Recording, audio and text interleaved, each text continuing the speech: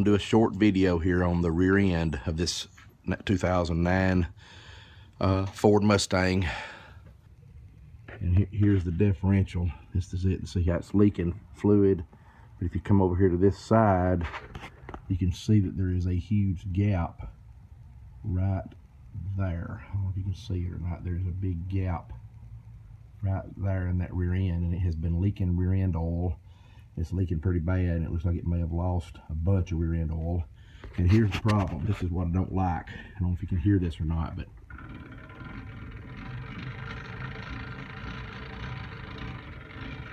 see, I'm turning this wheel, and what's happening is the other wheel's going in the other direction, but it's spinning the spider gears, and the spider gears, boy, they feel rough. I can feel them. So I'm gonna take this backing plate off and inspect it and try to straighten it up, and we'll put new fluid in the rear end. Hopefully there's no spider gears busted, but they are. We may have to replace the spider gears as well. But anyway, this is what I'm doing. I'm just spinning this right side wheel. The other side's turning in the other direction, and we're hearing the spider gears run. Okay, the spider gears are doing some work. They don't have to do any work normally. All they do is pull, but in the pull direction, you'll get noise if this spider gear is in bad shape. So anyway, I need to check them and see. So we'll get the backing plate off and see what happens.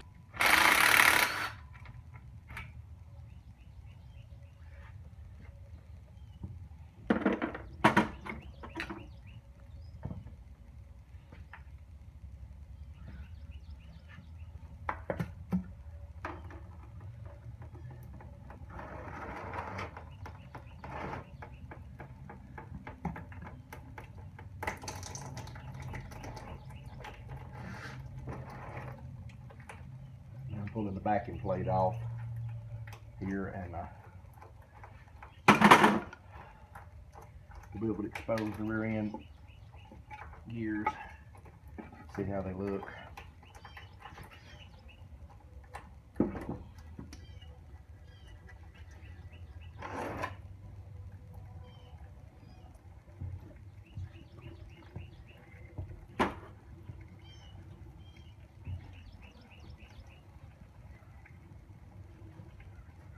And I'm going to turn the pinion here just a little bit around so I can see the spider gears.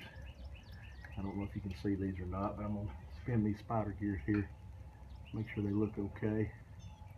What I'm doing is just doing a visual inspection of the spiders. This is the spider gear right here, this bottom one. This top one is a spider gear. This is a side gear. This is a side gear. They go inside the carrier. The carrier housing is right here. Here's your ring gear, and then your pinion is way up and under there, and you can't see it. It's kind of hidden behind a bunch of stuff. It's back. Yeah, you might can catch a little glimpse of it. That's it, little swirly looking. There it is. That's it, right way back there. That's the pinion gear, and we'll do a visual of it, make sure it looks okay as well. We'll just turn it real smoothly and look at it, but it looks okay. I don't see any problems there, but. One thing I was concerned about was that noise I was hearing in those spider gears, and I'm inspecting each tooth on these spider gears to make sure they look okay. And the way I turn them, just turn to one side. So that makes the spider gears rotate and work. You see how the differential works. What's happening there now is the one wheel's turning forward and the other's turning backwards. In fact, if you look at this gear and this gear, you can verify that. That's the two side gears. See, one's going forward, one's going back. But the spider gears are causing that to happen. Okay, so basically what happens is when I turn one this way, this one turns the other way. Okay, and so what I'm looking for is any kind of nicks or damage to those little spider gears right there. I don't visually see anything, so it was real low of differential fluid though. It only had about a fourth of what it's supposed to have. It should have about two and a half quarts. It should fill up to right about halfway of this housing, and it was right about here. I mean, I haven't got much fluid at all in this pan. Maybe there might be a quart in there, so it's pretty low. Also, this backing plate is bent all to crap right here. You can see that bent place right there. Somebody's crammed silicone all over that trying to fix it, and it was still leaking. So I'm gonna take it over here to the vise and take a hammer and straighten it up. It's just a steel plate it can be straightened real easy. I'll clean it up real good, put it whistle clean, we'll put it back together in just a few. Okay, as you can see, I was able to clean this rear end up, this backing plate, and was able to straighten it as well. It was bent right here. You can see it's still kind of wrinkled just a little bit. You see where it took the lick right there, and it kind of looks rough, but on the front side, I got a good smooth flat area right here. And what we'll do is we'll use black RTV or silicone on this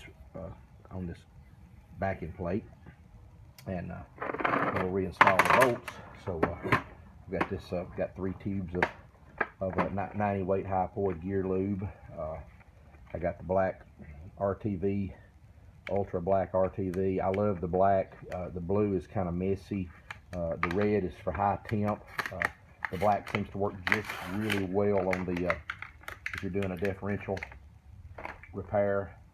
And of course, you take the lid off here, and then take the lid and turn it upside down. Most people don't know this, and poke it into the top there, and it pokes a hole in the top of the lid so that you have the top of the tube so that you got access to it, and just squeeze you out just a real fine bead of it around like this.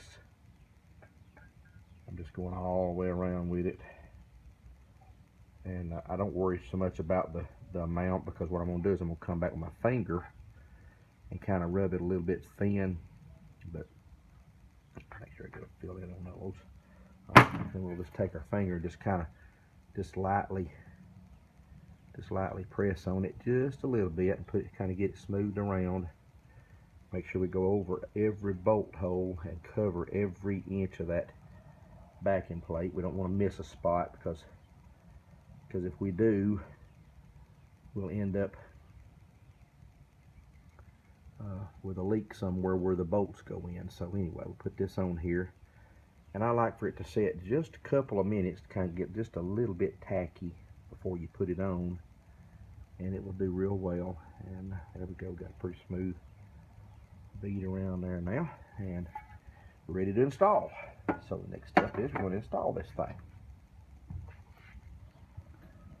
Okay, now we're ready to install the backing plate, and we'll put it up here. Make sure that you put the thick side where the ring gear is, so it goes right up through there. And this one has a little track bar on the side there, so you don't want to hit that track bar with that silicone. So try to put it up there kind of gently and light, and just start you a screw in the bottom right or bottom left, and then just crisscross from the other side, kind of hold it in place. And now we're ready to start the rest of them.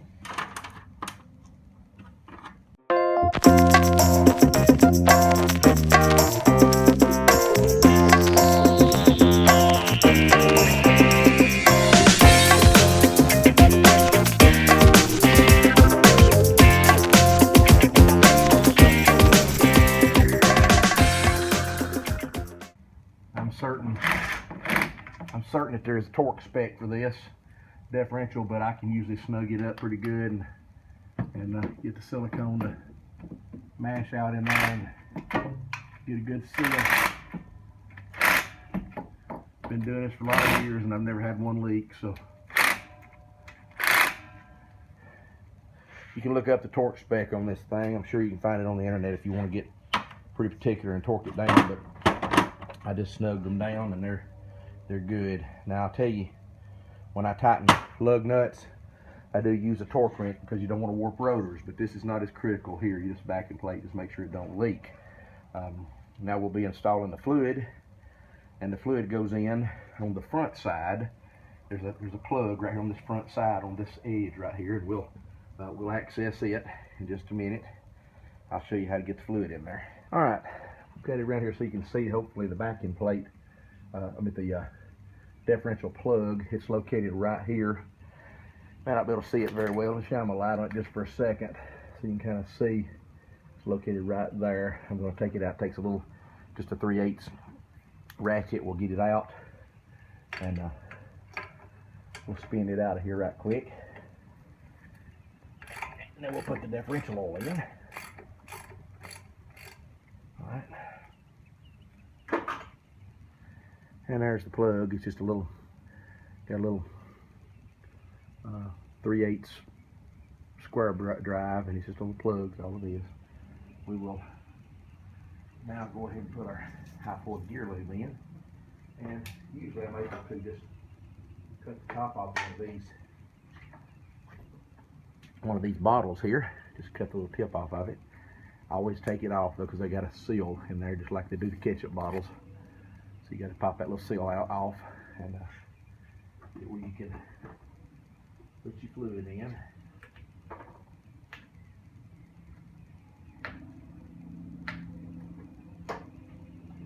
And then we're going to squirt it in.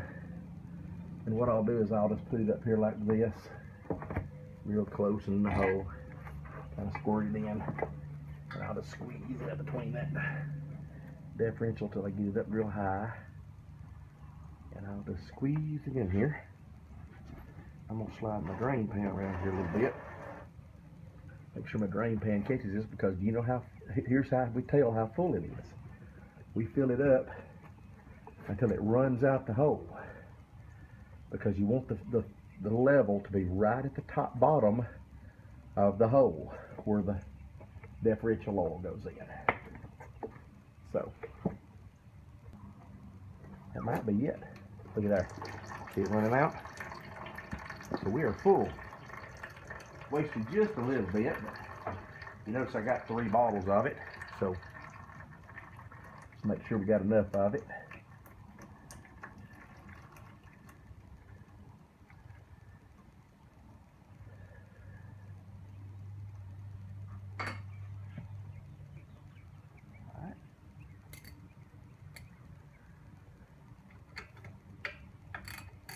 Got the plug back in there. Go ahead and just tighten her up.